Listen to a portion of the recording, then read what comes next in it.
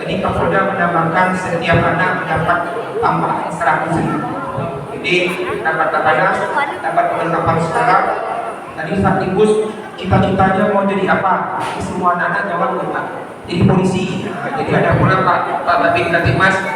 Plusnya Pak, di dalam bus kami tanya siapa cita-citanya mau jadi polisi, semuanya mau jadi polisi Bu.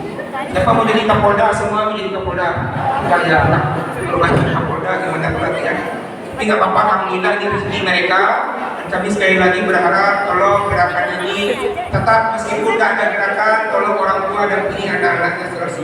Karena sebetulnya ini manfaatnya bukan untuk kami, bukan untuk pengurus, tapi untuk Bapak Ibu orang tuanya, pahalanya itu untuk Bapak Ibu. Kami yang dari pengurus hanya memfasilitasi saja. Itu saja dapat kami sampaikan. Apa tadi? Oh iya. Kalau tadi kami menyampaikan selaku ini sampai gerakan, sekarang saya pindah menyampaikan selaku sekretaris umum masjid yang saya Pak Fatih tadi.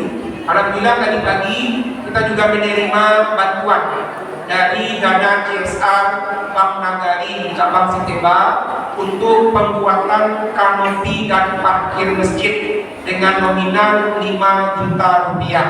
Alhamdulillah sudah masuk ke rekening kantor. Sudah masuk Pak? Sudah masuk ke rekening tadi sore. Besok dilaporkan juga laporannya sama Pak Ed ya Pak.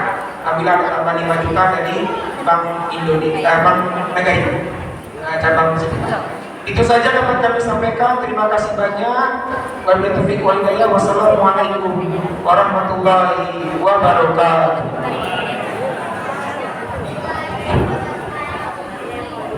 Terima kasih kepada Saudara Lawatan Lesmana Ketimbang Darul SMK. Mudah-mudahan walaupun dari desa terlepas dan ibu, pahala tetap beliau akan dihadirkan ke Allah Subhanahu wa Ta'ala pada beliau. Karena dengan beliau GSSB tahun ketiga tahun ini sudah berjalan 3 tahun. Alhamdulillah tahun ini yang paling banyak dapat rezeki anak kita 20 juta, 21 juta, masya Allah, barakallahu fiiknya. 21 juta pada ibu, mudah-mudahan untuk besok akan berulang kembali dan mudah-mudahan bonusnya bertambah juga. Amin ya rabbal alamin. Apa tadi ibu tanya mau di sebuah di kecil untuk berbuka bersama dengan yatim Pak dan Ibu. Kemarin sudah sampaikan oleh Ketua Pelaksana bahwasanya satu kotak kita hargai dengan 25.000. Jadi beberapa ribu kali putus sebanyak 350 nasi kotak. Jadi beberapa ribu yang daftar baik nanti sudah sholat tarawih kami ampun maupun besok. Jadi menjelang tanggal 22 insyaallah jalan-jalan masya Allah disuruh berhasil di sini Ustaz. Dipersilakan pada ibu bagi yang mau menjadi donatur atau menjadi membantu anak-anak kita ataupun kita berbuka bersama dengan yatim dengan anggaran 25.000 per nasi kotak. Dipersilakan pada ibu, boleh untuk bangunan, untuk karpet, boleh untuk nasi kotak. Difokuskan di nasi kotak. Iya, difokuskan juga pada ibu. Silakan tolong bantu kami kalau bisa, kalau ada yang bayar nanti hari ini kita boleh membooking, boleh ditulis nama nanti. Silakan pada ibu yang butuh 350 nasi kotak. Boleh nasi langsung berikan ataupun dibuat sendiri, boleh dipetik 25.000 anggaran ini. Dipersilakan kepada ibu. Silakan. Bagi yang mau silakan ditulis. Soalnya tanggal 22 kita melaksanakan buka bersama dengan yatim. Bukan dengan yatim pada ibu, jamaah juga. Boleh bebe. Sebutnya nama Pak Ibu. Silakan. Tadi Mas Salim ada Pak Cik Mas Salim ya. Pak Cik 10 kotak tadi. Alhamdulillah.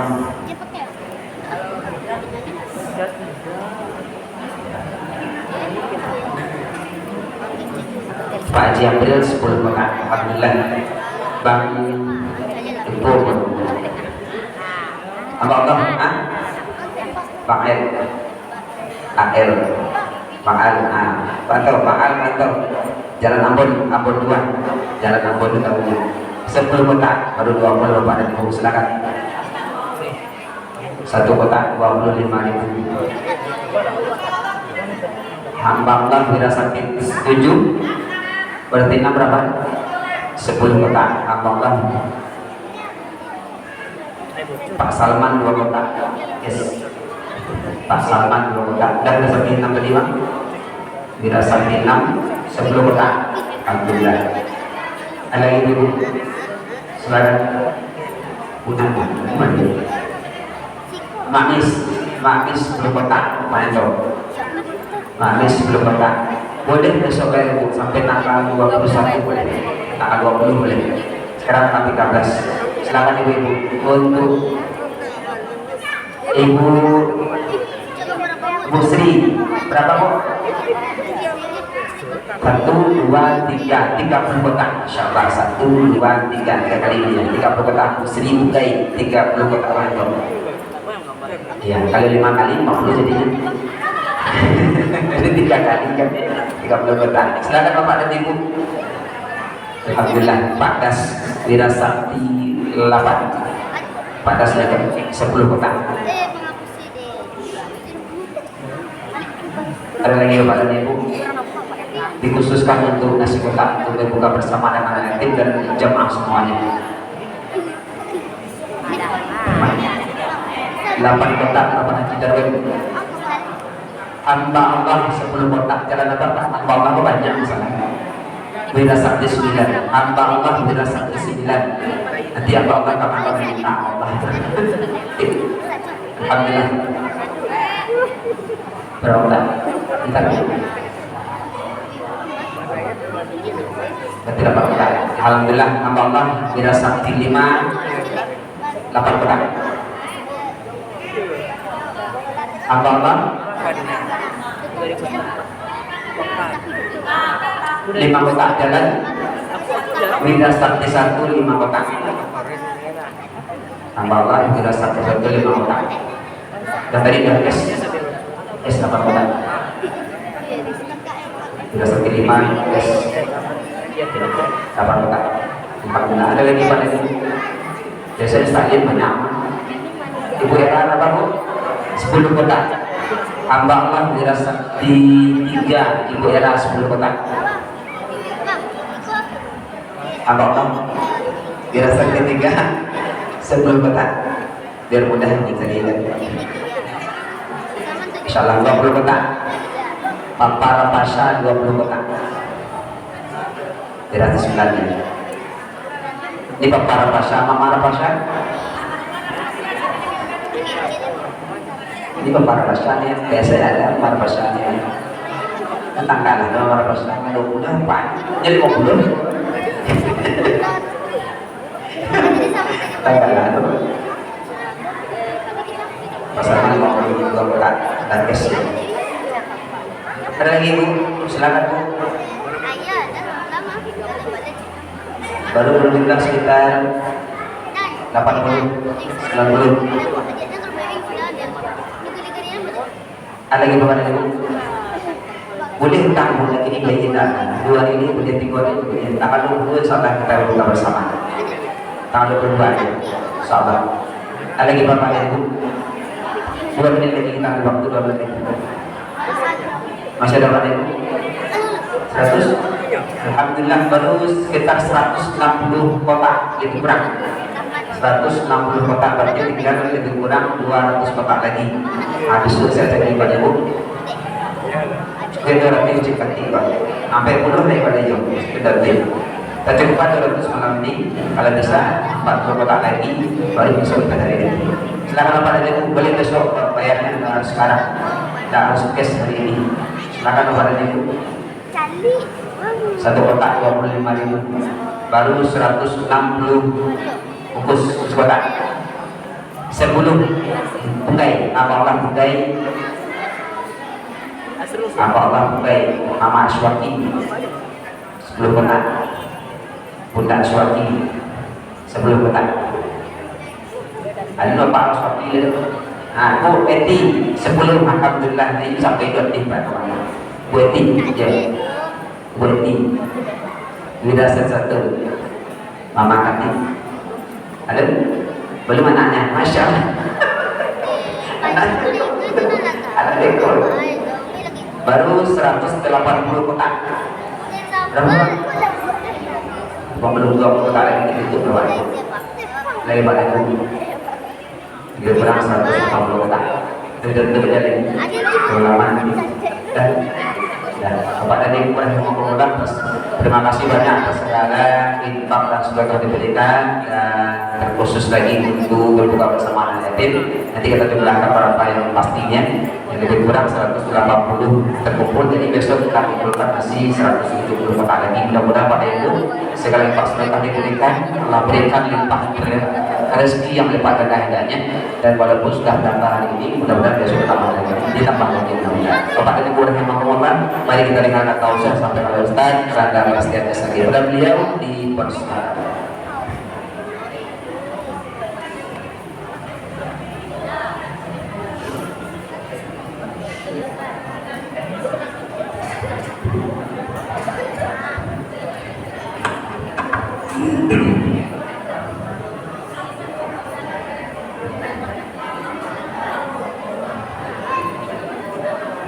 Bismillahirrahmanirrahim. Assalamualaikum warahmatullahi wabarakatuh.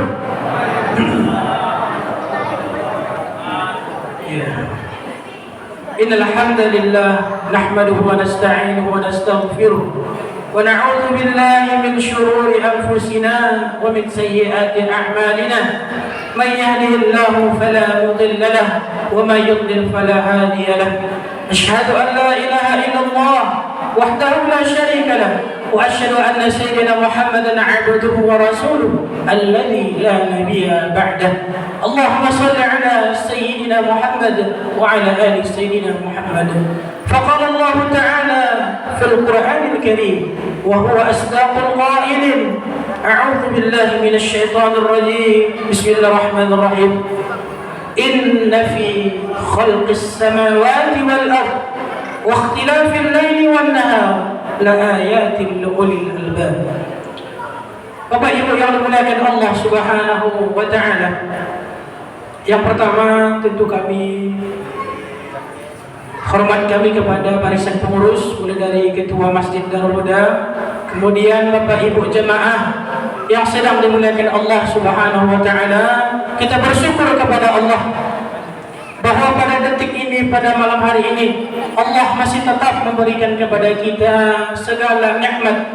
Banyak sekali nikmat yang Allah berikan kepada kita, yang pada malam hari ini Allah masih diberikan kepada kita kekuatan untuk tetap melaksanakan ibadah tarawih yang insyaAllah bernilai pahala di sisinya. Amin ya rabbal alamin.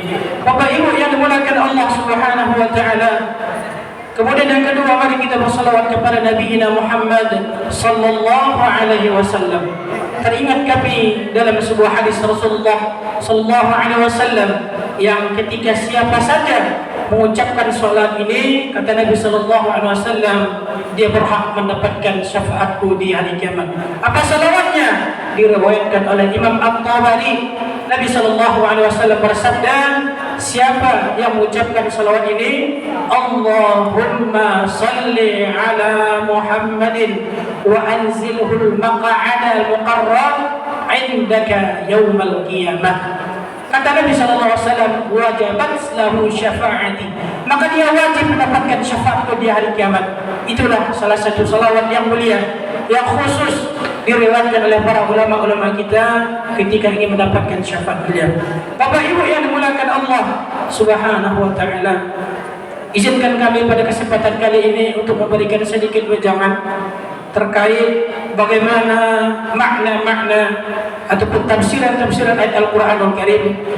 Kami angkat dalam tafsir yang telah kami sebutkan di awal muqaddimah, yaitu surat Ali Imran ayat 190 sampai seterusnya.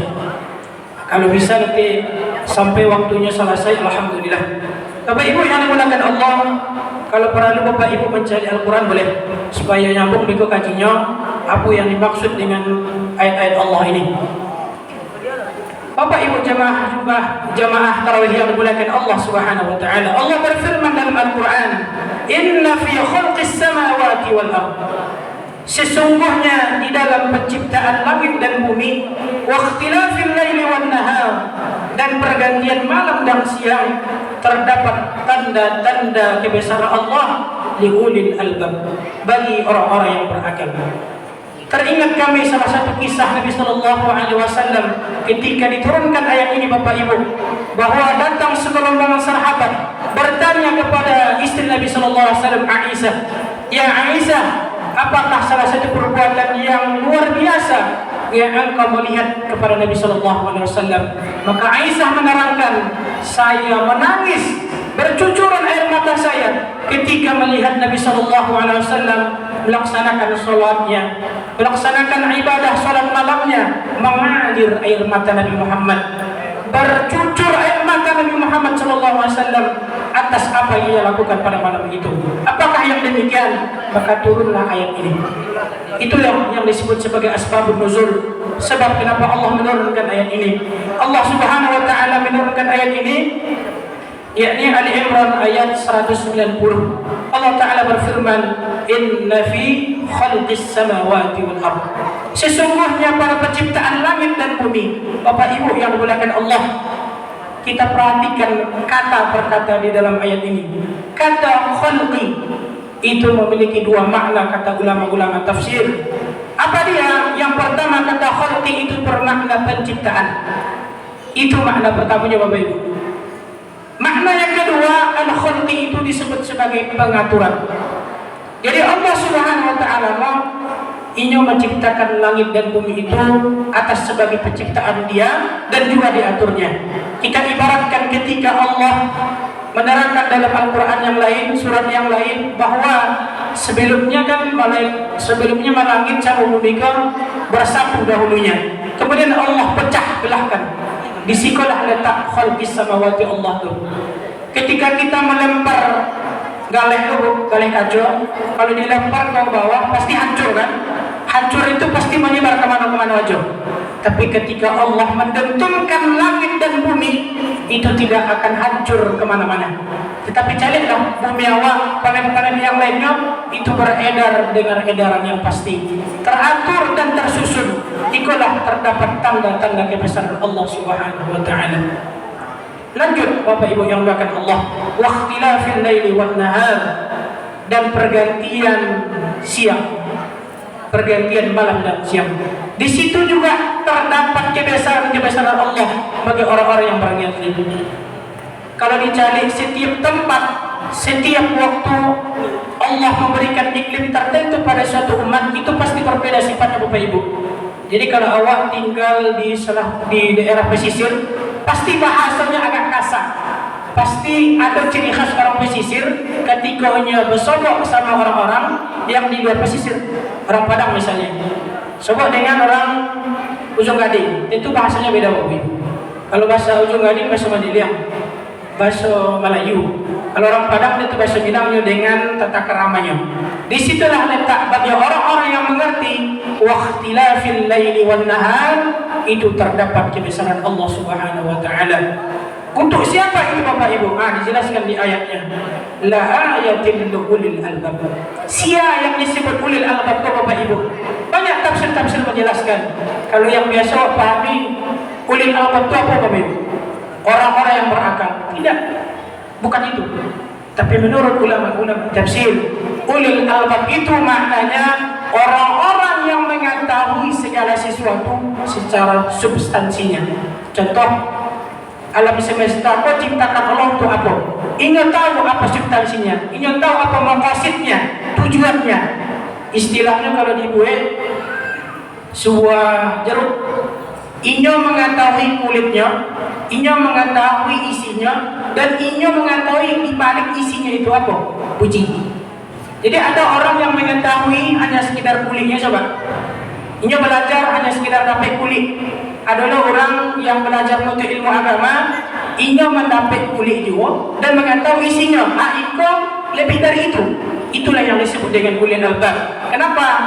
Karena mereka adalah mempergunakan potensi-potensi yang ada dalam dirinya.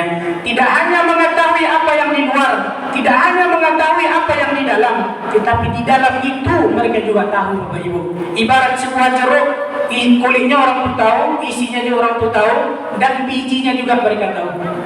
Jadi kata para ulama, semakin tinggi, semakin dalam ilmu seseorang untuk memperhatikan alam semesta ini, maka tidak ada sedikit pun di dalam hatinya tidak mengatakan tidak ada yang menciptakan dunia, tidak ada yang menciptakan alam semesta. Kalinya paham pasti ada yang menciptakan dan juga mengatur. Itulah yang dimaksud dengan khalqi tadi. Saya cepat Bapak Ibu yang dimuliakan Allah Subhanahu wa taala, masuk pada ayat berikutnya diterangkan alladzina yazkuruna. Ini termasuk ciri-ciri orang-orang ulil albab tadi. Inilah yang disebut dalam ilmu tafsir al-bayan, asy-syarh wal bayan. Artinya di setiap ayat itu dengan ayat-ayat yang lainnya memiliki kolerasi.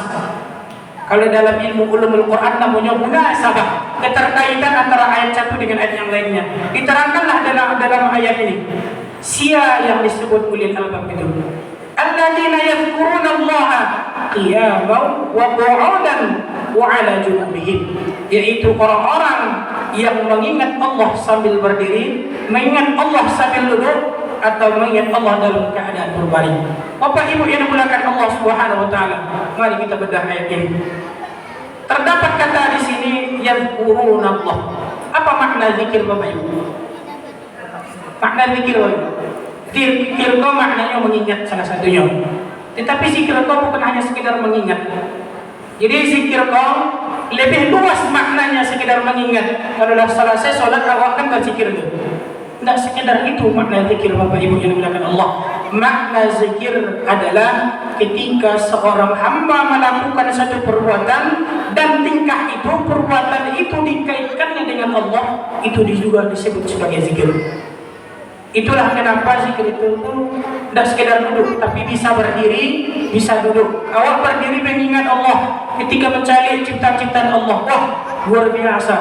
Allah, subhanallah, itu juga disebut sebagai zikir Bapak Ibu. Tidak hanya sekedar berdiri dan duduk juga termasuk, apalagi berguling. Boleh awak berzikir. Kemudian dilanjutkan ciri-ciri orang-orang yang ulil albab itu. Yang pertama zikir, yang kedua wa yatafakkaruna fi khalqis samawati wal ardh. Maknanya apa? Mereka memfikirkan ciptaan Allah, langit dan bumi. Bapak Ibu yang dimuliakan Allah Subhanahu wa taala, salah satu dari ciri-ciri orang-orang yang ulil albab itu berzikir kemudian diikuti oleh tafakkur, berfikir. Ketika mereka menggunakan akalnya, kalau awak menggunakan akal untuk memperhatikan ciptaan-ciptaan Allah dari langit sampai bumi, awak mengatakan la ilaha illallah, subhanallah, Allah akbar, pasti ada tanda-tanda kebesaran Allah Subhanahu wa taala di dalamnya. Maka kenapa kata Allah Subhanahu wa taala, ingat Bapak Ibu, di dalam ayat sebelumnya tadi, alladzina yadhkurunallah, itu objeknya hanya Allah. Jadi awak berzikir itu pasti harus dihubungkan dengan Allah. Kalau tidak dihubungkan dengan Allah, bukan zikir namanya.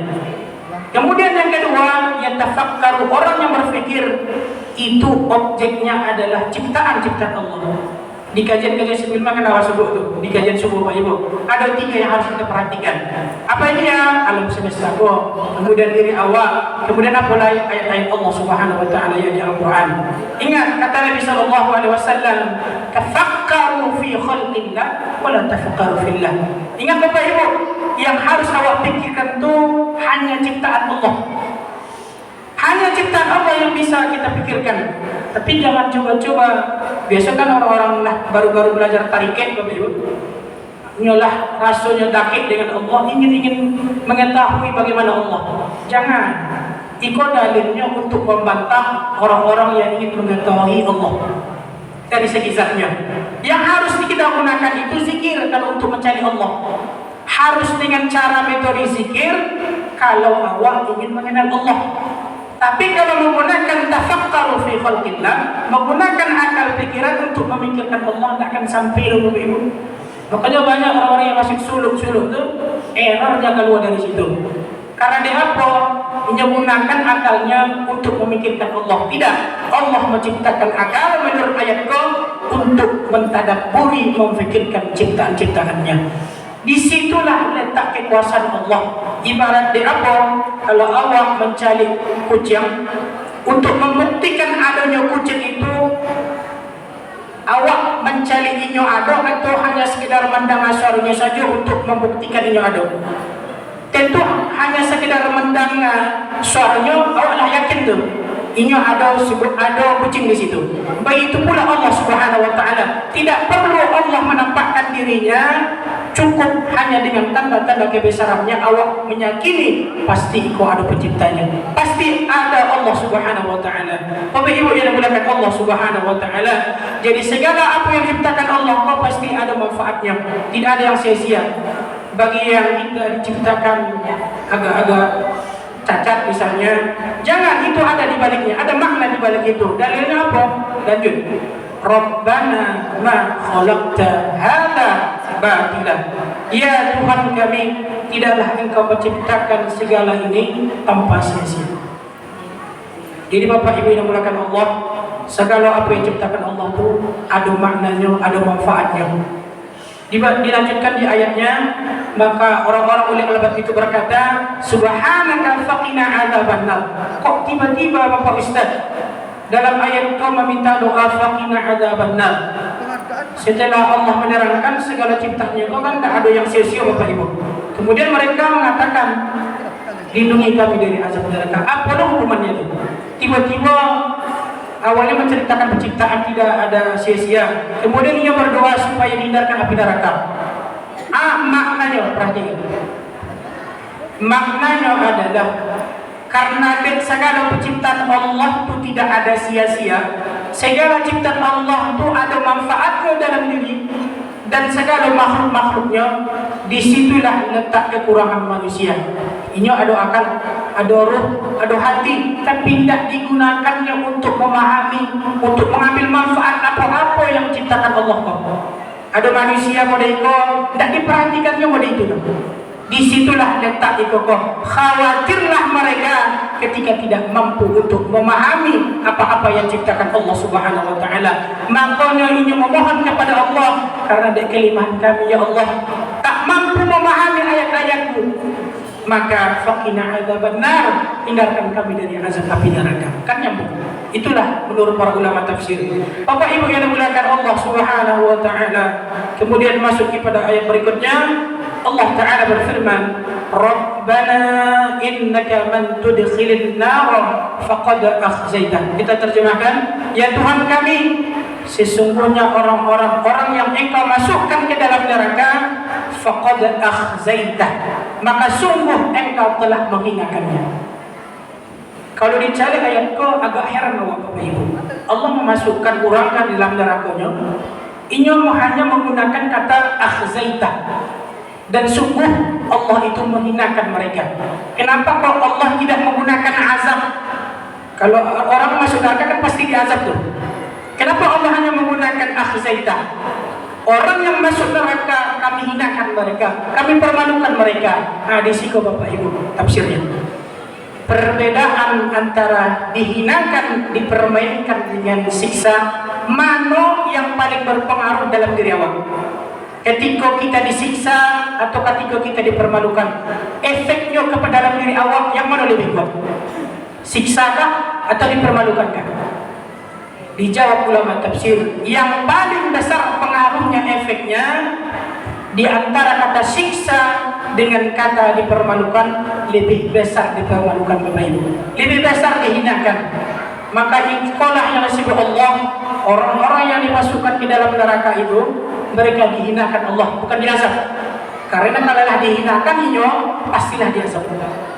Dan kebesaran efek kalau dihinakan, dipermalukan, kalau awak menampil dipermalukan orang-orang, modekonya modeko Ustaz apun, pasti malu Ustaz. Efeknya luar biasa pada diri Ustaz itu. Ikolah termasuk orang-orang yang dimasukkan dalam neraka, dihinakan Allah Subhanahu wa taala, sengsara di dalamnya. Apa penyebab orang itu dimasukkan Allah? Dilanjutkan ayat berikutnya, wa ma lil-zalimina min ansar. Tidak lain karena mereka telah zalim. Zalim Bapak Ibu, zalim terhadap dirinya, zalim terhadap diri orang lain. Itulah penyebab orang-orang dimasukkan Allah ke dalam neraka, kemudian Allah menghinakan mereka. Bapak Ibu yang dimuliakan Allah Subhanahu wa taala. Kemudian lanjut ayat berikutnya, Allah taala berfirman, Rabbana innana sami'na munadiya yunadi lil iman. Kita terjemahkan, ya Tuhan kami, sesungguhnya kami telah mendengar seorang yang menyeru kepada keimanan, dia berkata, "Aminu bi rabbikum fa amanna." Berimanlah kamu kepada Tuhanmu, maka kami pun beriman kepadanya. Jadi orang-orang yang ulil albab itu, datang seorang Rasul kepada mereka, mereka langsung beriman dengan apa yang disampaikan oleh Rasul tersebut. Kemudian mereka berkata, "Rabbana faghfir lana dzunubana wa kaffir 'anna sayyi'atina wa tawaffana ma'al abrar." Mereka meminta, janganlah beriman tuh. Jadi awak kalau beriman, mintalah doa, mintalah segala sesuatu kepada Allah. Kalau orang-orang albab enggak, mereka meminta, "Ya Tuhan kami, ampunkan segala dosa-dosa kami. Kemudian ampunkan, tutupkan segala kesalahan-kesalahan kami, dan wafatkan kami dalam keadaan al-abrar." Allah, mereka itu oleh albab, mereka meminta Allah untuk diampunkan segala dosanya, baik berhubungan dengan Allah maupun berhubungan dengan manusia. Kemudian mereka mengingat mati, Bapak Ibu. Mereka juga mengingat mati, orang-orang yang dekat kepada Allah. Wa tawaffana ma'al abrar, wafatkan kami dalam keadaan abrar. Apa maknanya? Al-abrar itu artinya yakni segala sesuatu yang banyak melakukan kebajikan. Saking banyaknya melakukan kebajikan, tidak ada satupun mereka mengganggu makhluk Allah, meskipun binatang. Baik itu manusia, bahkan binatang, tidak ada yang masalah sama awak, sama binatang pun. Itulah orang-orang yang abrar. Maka mereka meminta kepada Allah, wafatkan kami dalam keadaan abrar. Itulah maknanya Bapak Ibu dimuliakan Allah. Saya cepat Bapak Ibu dimuliakan Allah. Kemudian ayat berikutnya, Rabbana wa atina ma wa'adtana ala rasulika wa la tukhzina yawmal qiyamah. Mereka berdoa kembali, "Ya Tuhan kami, berikanlah kami apa yang telah Engkau janjikan kepada kami melalui rasul-rasul kamu. Kemudian wala tukhzina yaumal qiyamah. Kemudian janganlah Engkau hinakan kami di hari kiamat." Diulangnya balik Bapak Ibu. Tadilah sabui orang-orang yang dimasukkan ke dalam neraka itu yang dihinakan Allah. Kok diulangi balik? Karena dahsyatnya dihinakan Allah ketika di dalam neraka. Orang itu takut mana dihinakan Allah, Bapak Ibu. Luar biasa dibandingkan siksa. Kadang orang yang disiksa itu ini merasa bangga, betul. Tidak selamanya disiksa itu pedih, tidak selama yang disiksa itu menyakitkan Bapak Ibu. Ada terkadang yang awak disiksa, ini merasa bangga. Contohnya apa? Ketika para pahlawan kita dibunuh oleh para penjajah, mereka rela disiksa meskipun mereka meregung nyawa. Karena apa? Ada rasa kebanggaan mereka untuk mempertahankan tanah airnya. Itulah yang dimaksud. Dan Allah katakan siksa tetapi dihinakan. Dihina itu lebih kuat tingkatnya dibandingkan disiksa Allah. Kemudian lanjut Bapak Ibu yang mengatakan Allah, "Innaka la tukhliful mi'ad." Sungguh Engkau tidak pernah mengingkari janji. Ayat terakhir Bapak Ibu. Allah Ta'ala berfirman, "Fastajaba lahum rabbuhum anni la udhi'a 'amala 'amilin minkum min dzakari wa unsa." Artinya, maka Tuhan mereka memperkenankan permohonan mereka itu. Kemudian Allah berfirman, "Sesungguhnya Allah tidak menyia-nyiakan amal orang yang beramal di antara kamu, baik itu laki-laki maupun perempuan." Sebelum Allah menjelaskan lebih lanjut Bapak Ibu, coba perhatikan. Di ayat sebelum itu Allah Ta'ala, orang-orang ulil albab itu menerangkan kata Rabbah itu diulangi 5 kali. Kalau perhatikan Bapak Ibu, itu luar biasa manfaatnya Bapak Ibu. Dari ayat 190 tadi mulai sampai ayat 195 diulangi kata Rabbah. Apa maknanya itu? Apa makna itu Bapak Ibu? Menurut ulama tafsir mereka, ketika awak berdoa kepada Allah dengan menggunakan 5 kali kata Rabbah, 5 kali awak sebut dengan doa-doa yang beragam, Rabbana atina atau Rabbana hablana. Pokoknya awak ulangi kata Rabbah dalam berdoa. Itulah menurut ulama tafsir dijawab Allah, pasti akan dijawab Allah Subhanahu wa taala. Itulah dalilnya. Fastajaba lahum, maka kami jawab doa-doa mereka. Jadi kalau berdoa kau buat dalam doa itu Rabbana 5 kali. Iko efek dari kisah dari ulil albab itu. Artinya apa Bapak Ibu? Tidak hanya sekedar berzikir doa, tidak hanya sekedar berfikir doa untuk dijawab doa itu. Dijawab ayat di kokoh harus diikuti dengan amal. Harus diikuti dengan amal. Allah tidak akan menjawab doa itu tuh kalau tidak ada amal. Itulah kenapa segala amal perbuatan manusia baik itu laki-laki tidak ada perbedaan Bapak Ibu. Ini kau banyak kalau ulama-ulama tafsir dahulu itu ar-rijalu qaumun 'ala lisan. Rijal itu laki-laki itu pemimpin dari wanita. Tidak ada boleh dibantah ayat ini kokoh. Bahwasanya laki-laki dan manusia itu tuh sama derajatnya di sisi Allah Subhanahu wa taala. Tidak ada pembeda. Awak istri, awak suami lebih tinggi awak dibandingkan istri. Tidak, sama kata Allah Subhanahu wa taala. Baik laki-laki maupun perempuan sama di sisi Allah Subhanahu wa taala. Makanya banyak ini di kuliah dia yang menerangkan kesetaraan gender. Ketersamaan antara laki-laki dan manusia memang betul karena itulah dari itu tidak ada perbedaan Bapak Ibu. Bapak Ibu yang dimuliakan Allah Subhanahu wa taala. Kemudian kita lanjut ayat berikutnya, ba'duhum min ba'din falladzina hajaru wa ukhriju min diyarihim. Sekira-kira artinya kita langsung terjemahkan bahwa maka orang-orang yang berhijrah yang diusir dari kampung halamannya, yang disakiti pada jalanku, yang berperang dan terbunuh, pasti kata Allah apa? Pasti kata Allah, la ukaffirun anhum sayyi'atihim. Saya tutup segala kesalahan-kesalahannya. Wa la udkhilannahum jannatin tajri min tahtiha al-anhar. Maka sungguh aku akan masukkan ke dalam surga yang di bawahnya mengalir sungai-sungai. Thawaban min ibadillah min indillah. Itulah pahala di sisi Allah. Wallahu 'indahu husnul thawab. Dan di sisi Allah ada pahala yang baik. Jadi Bapak Ibu yang dimuliakan Allah Subhanahu wa taala, kesimpulan dari ceramah Kokom yang pertama, gunakanlah potensi yang diberikan Allah kepada awak. Salah satunya apa? Akal roh. Dengan cara apa? Berzikir kepada Allah. Berzikir kepada Allah harus dengan hati, dengan qalbi. Karena dengan berzikir hati menjadi tenang. Kemudian ketika hati menjadi tenang, maka pikiran menjadi tenang. Maka diikutilah ayat yang tadi. Setelah berzikir baru berfikir.